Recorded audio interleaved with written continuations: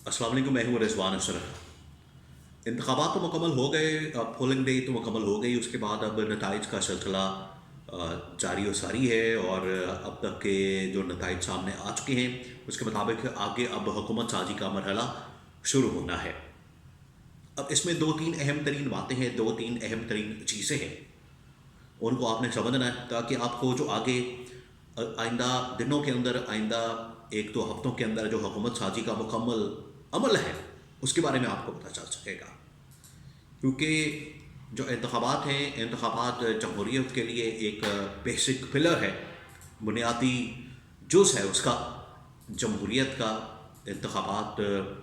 और अब इंतखाबात के बाद जो अगला स्टेप होता है, अगला जो फेज़ होता है, वो होता है हुकूमत साजी का। हुकूमत साजी के लिए क्या क्या किया जा सकता है, कौन क्या कर सकता है, किसका क्या किरदार होगा, अहम तरीन मामला है, इसको आपने समझना है।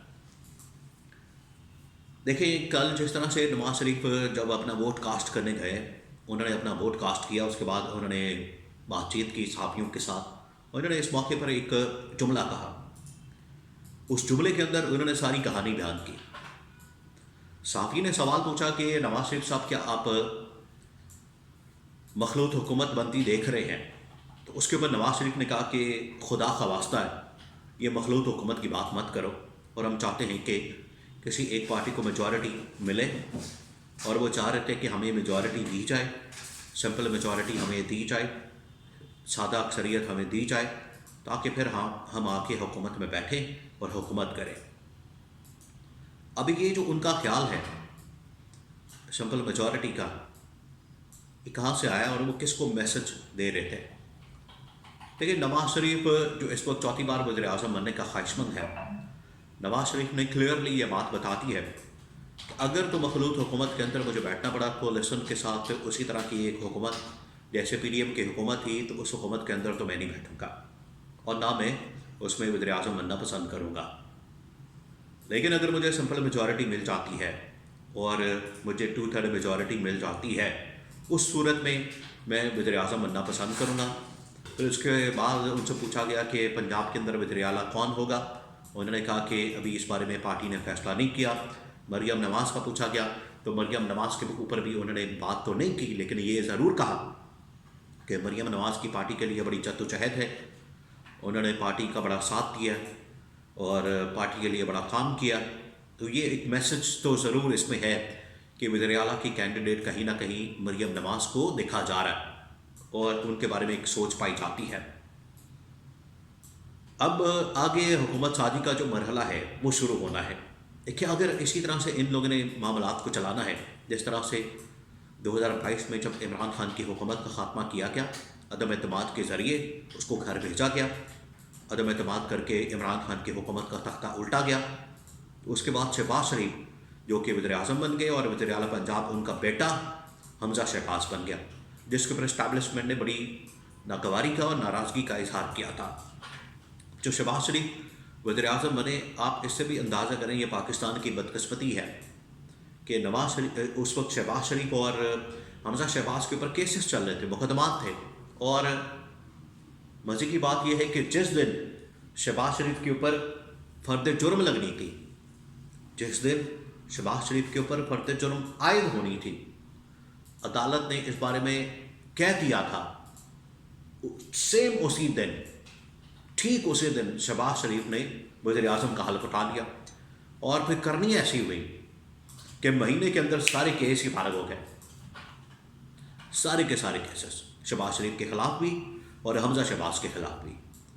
तो ये जब आप पावर में आ जाते हैं, जब आप इक़्तिदार में आ जाते हैं, तो फिर उसके बाद अपने जो मुकदमात हैं, केसेस हैं, वो सारे इसी तरह से ख़त्म कर दिए जाते हैं।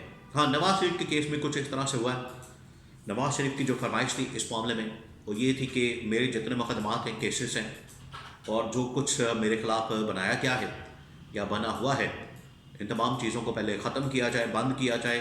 मुकदमात को ख़त्म करके मुकम्मल एक NRO लेके फिर नवाज शरीफ आया और इलेक्शन के अंदर गया है, उसकी नाअहली ख़त्म की गई, उसके केसेस और मुकदमात ख़त्म किए गए, तो उसके बाद जाके नवाज शरीफ अब इलेक्शन के अंदर उतरा है।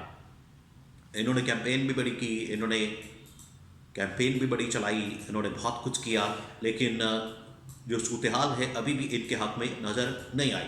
اس کی وجہ یہ ہے کہ عمران خان نے جس طریقے سے پچھلے 2 سالوں میں خاص طور پر اور پچھلے 4-5 سال میں جس طریقے سے عوام کو شعور دیا ہے، اس کا نتیجہ یہ کہ عوام بڑی تعداد میں ایک تو ووٹ ڈالنے نکلی، جو کہ اس سے پہلے بڑے کم لوگ نکلتے تھے، پہلی بات۔ دوسری بات یہ کہ اس میں زیادہ تر جو لوگ تھے وہ عمران خان کے حمایتی تھے۔ تیسرا جو اس میں سب سے اہم ترین پہلو سامنے آیا، جو کہ اچھا پہلو نہیں تھا، وہ تھا کہ پورے پاکستان کے اندر انٹرنیٹ اور سروس کو بند کر دیا گیا۔ اب جو حکومت سازی کا مرحلہ ہے وہ شروع ہونا ہے۔ اب اس کے اندر آصف علی زرداری، بلاول بھٹو، مولانا فضل الرحمان، نواز شریف، شہباز شریف، یہ تو سب اب آپ کو بھاگتے دوڑتے نظر آئیں گے۔ جو پی ٹی آئی ہے، جو عمران خان ہے، ان کی کیا پالیسی ہے؟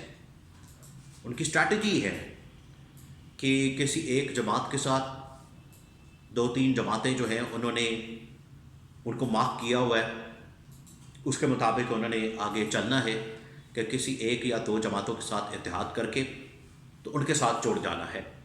اب جو عمران خان کے جتنے کینڈیڈیٹس ہیں جو انڈیپینڈنٹ کھڑے تھے، وہ جیتنے کے بعد فوراً اب پی ٹی آئی میں شمولیت کا اعلان کریں گے۔ پی ٹی آئی میں شمولیت کا اعلان کر کے وہ پی ٹی آئی کے ساتھ جڑ جائیں گے۔ اب وہ فیز بھی شروع ہو جانا ہے کہ پی ٹی آئی جو ہے باقاعدہ طور پر انٹر پارٹی الیکشن کی طرف بھی جائے۔ انٹر پارٹی الیکشن ہو جاتے ہیں تو اس کے بعد ان کے پاس جو بلے کا نشان ہے وہ بھی بحال ہو جائے گا اور بطور پی ٹی آئی جماعت بھی بحال ہو جائے گی۔ تو یہ جہاں پر حکومت سازی شروع ہونی ہے، وہیں پر پی ٹی آئی نے اپنا ایک اسٹریٹجی بنائی ہوئی ہے، اس کے مطابق چلنا ہے۔ اور ایک تو تمام کینڈیڈیٹس کو اپنی پارٹی پلیٹ فارم کے اوپر لانا ہے، اور دوسرا یہ کہ انٹر پارٹی الیکشن کروا کے بلے کے نشان کو بحال کر کے اور پی ٹی آئی کو بحال کر کے باقاعدہ طور پر یا تو اپوزیشن کے اندر بیٹھنا ہے یا پھر حکومت سازی میں کوئی کردار ادا کرنا ہے۔ دونوں آپشن اب پی ٹی آئی کے پاس موجود ہیں۔ آج کا دن انتہائی اہمیت کا حامل ہے، کیونکہ آج کے دن میں ہی یہ تمام فیصلے ہونے ہیں۔ پولنگ ہو چکی ہے، کل کا دن پولنگ کا تھا، تو پولنگ تو مکمل ہو گئی ہے۔ اب آگے جو ہے وہ اسٹریٹجی عمران خان نے جو پلان بنایا ہوا تھا، پی ٹی آئی لیڈرشپ کو کنوے کیا ہوا تھا کہ آپ لوگوں نے کیسے چلنا ہے، کس طرح سے پارٹی کے امیدوار جیتنے والے ان کو پارٹی میں شامل کرنا ہے، اور کس پارٹی کے اندر جانا ہے، کس پارٹی سے اتحاد کرنا ہے، ان کے ساتھ جا کے بیٹھنا ہے۔ ادھر دوسری جانب انٹر پارٹی الیکشن کا راستہ کھولنا ہے۔ الیکشن کمیشن آف پاکستان، حالانکہ اس سے پہلے انہوں نے 5 فروری کو اعلان کیا تھا، لیکن بعد میں واپس کر دیا، کیونکہ الیکشن سے ٹھیک 2-3 دن پہلے انٹر پارٹی الیکشن کروانا مناسب نہیں ہوتا۔ تو اس وجہ سے اب الیکشن کمیشن کے اندر باقاعدہ طور پر درخواست دی جانی ہے پی ٹی آئی کی جانب سے، تاکہ انٹر پارٹی الیکشن کروا کے یہ جو پروسیس ہے اس کو مکمل کر کے نہ صرف حکومت سازی میں، پارلیمنٹ کے اندر جو ہے ایک مضبوط آواز کے طور پر سامنے آنے کی کوشش کی جائے اور معاملات کو آگے بڑھایا جائے۔